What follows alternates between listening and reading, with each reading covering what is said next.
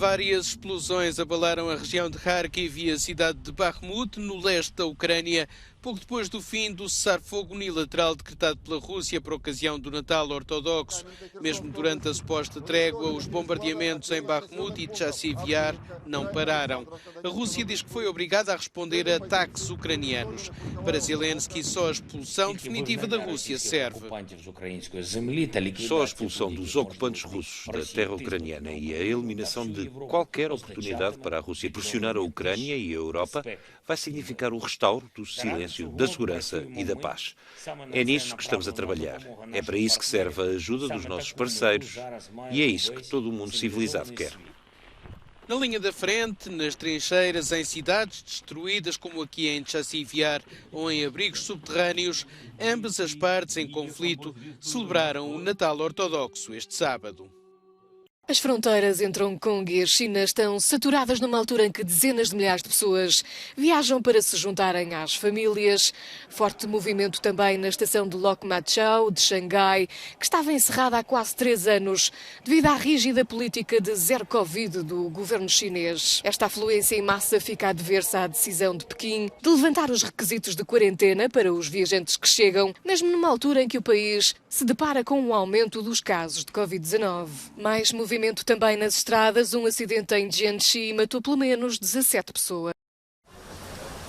Depois das 2 mais recentes execuções, foi assim que um grupo de mulheres apareceu num protesto em Londres contra o regime do Irão, envergando trajes da série Handmaid's Tale, adaptada do livro de Margaret Atwood, que retrata uma sociedade em que as mulheres são meras escravas ao serviço da classe no poder. Os 2 homens, agora executados pelo regime de Teherão, eram acusados de ter matado um membro das forças paramilitares.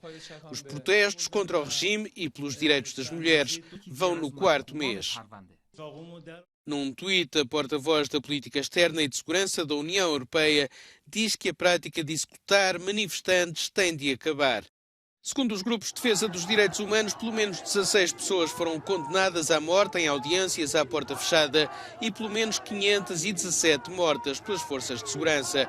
Os protestos não esmorecem desde a morte da jovem Mahsa Amini em setembro. 73 pessoas, incluindo 16 menores desacompanhados, foram resgatadas no mar Mediterrâneo pelo navio Geo Barents. A operação de resgate da embarcação dos Médicos Sem Fronteiras teve lugar depois do naufrágio de um barco de migrantes. A responsável pelas operações do navio, Fúlvia Conte, atribui a responsabilidade às políticas migratórias dos países europeus,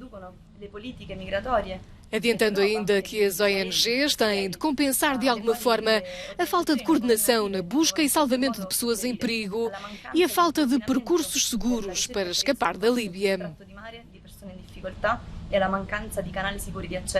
As autoridades italianas enviaram um navio para um porto a mais de 1.500 quilómetros da zona de operações.